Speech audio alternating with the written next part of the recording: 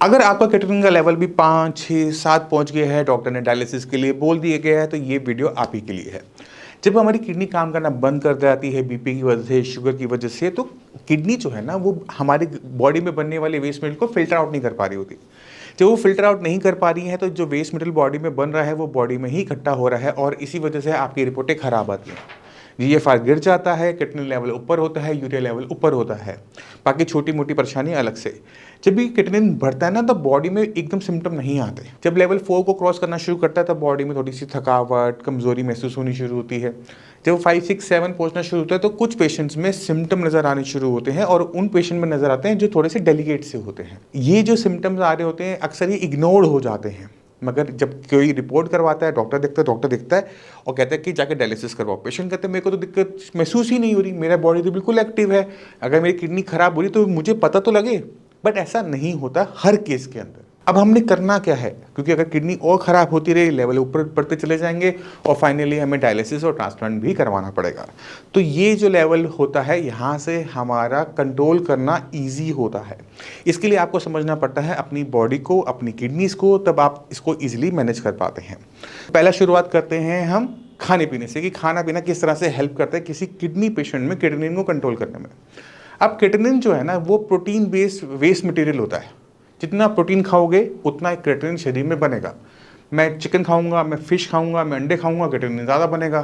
वहीं पर अगर मैं दालें खाऊंगा, रोटी खाऊंगा, चावल खाऊंगा, ये क्रिएटिनिन कम बनेगा।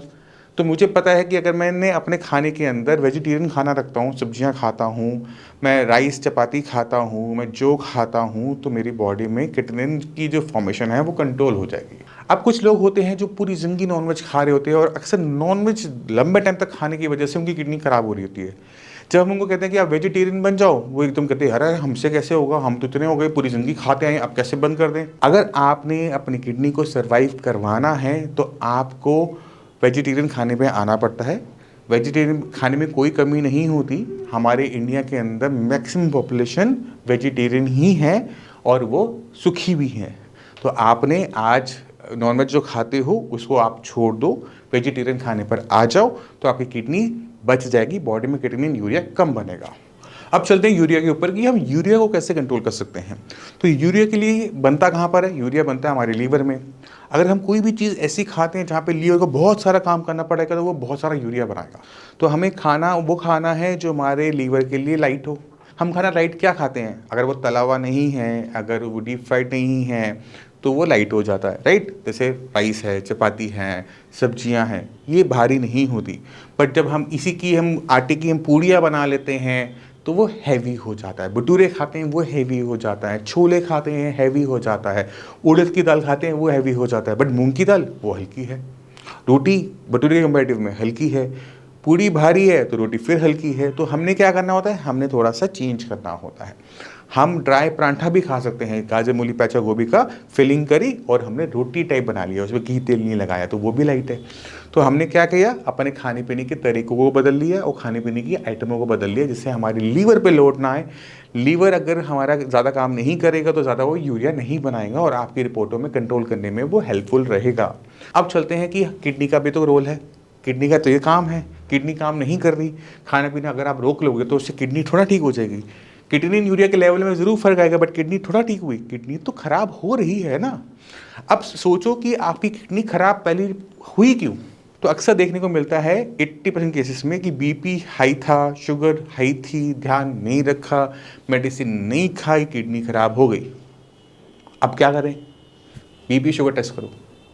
बीपी बढ़ा हुआ है, बीपी की मेडिसिन शुरू, शुगर बढ़ी हुई है, शुगर की मेडिसिन शुरू।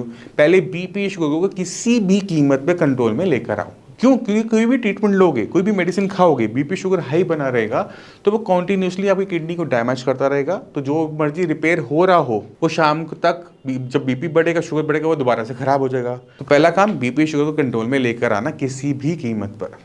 उसके बाद इंपॉर्टेंट हो जाता है कि किडनी की फंक्शनिंग हम कैसे बढ़ा सकते हैं।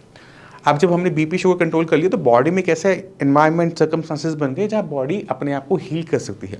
बॉडी को बस थोड़ी सी सपोर्ट की ज़रूरत होती है, उसके लिए मेडिसिन ज़रूर दी जाती है। बीपी शुगर कंट्रोल करने के लिए मेडिसिन ज़रूर दी जाती है बट बाकी सब कुछ ठीक हो चुका होता है। एक और बहुत इंपॉर्टेंट चीज़ें होती हैं जो मैक्सिमम डॉक्टर्स और पेशेंट ध्यान नहीं देते हैं, वो है मेटाबॉलिक एसिडोसिस। अगर आप मेरी वीडियो पहली बार दिख रहे हैं तो मेटाबॉलिक एसिडोसिस आपके लिए एक नई टर्म हो सकती है। जो लोग मुझे जानते हैं, बहुत लंबे टाइम से जानते हैं, उन्हें पता है कि मेटाबॉलिक एसिडोसिस क्या होता है। मेटाबॉलिक एसिडोसिस वो कंडीशन होती है जहाँ पे हमारे ब्लड के अंदर एसिड इकट्ठा हो रहा होता है, क्योंकि किडनी काम नहीं कर पा रही है, किडनी से बाहर नहीं निकल पा रही है, तो हमारे ब्लड में ही एसिड इकट्ठा हो रहा है, जिस तरह से किडनी में इकट्ठा हो रहा है। पर ये जो एसिड का होता है, ये टेस्ट केएफटी में नहीं होता, इसके लिए एक अलग टेस्ट होता है जिसे हम सीरम बाइकार्बोनेट टेस्ट कहते हैं। जब हमारा ब्लड बहुत ज़्यादा एसिडिक होना शुरू हो जाता है तो वो किडनी को कॉन्टीन्यूस डैमेज करना शुरू कर देता है। इसी वजह से जब तक लेवल 4 के आसपास आते हैं तब तक किडनी धीरे धीरे खराब होती है, और ये 1 to 4 आने में कई कई साल लगा देती है, बट 4 to 8 जाने में वो टाइम नहीं लगाती, वो कुछ महीनों में पहुँच जाती है। तो हमने इस कंडीशन को कंट्रोल करके रखना होता है, और इसमें हमारा हेल्प करता है वो है बेकिंग सोडा। अभी जो बेकिंग सोडा है जो आपके किचन में होता है, यही है, कोई अलग सी चीज़ नहीं है, प्योरली सेफ है।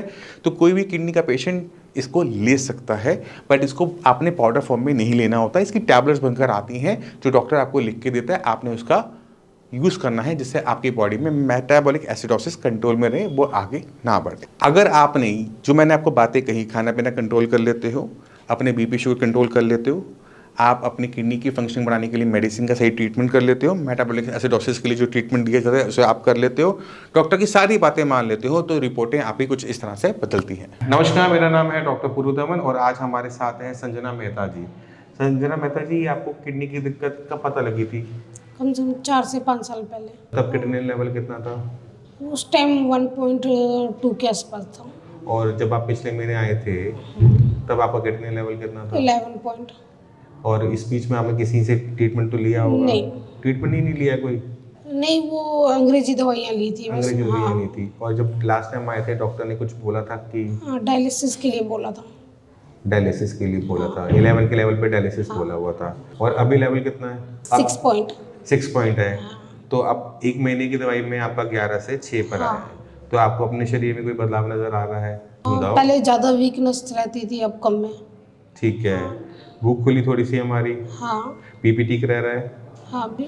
तो संजना जी की जो कंडीशन है वो है डायबिटिक नेफ्रोपैथी की, जिसमें डायबिटीज़ की वजह से इनकी किडनी को डैमेज हुआ। शुगर तो इनकी आज भी हाई है, तो इन्होंने डांट खा ली है, अब और नहीं पिलाएंगे, ठीक है। इंसुलिन लेती हैं।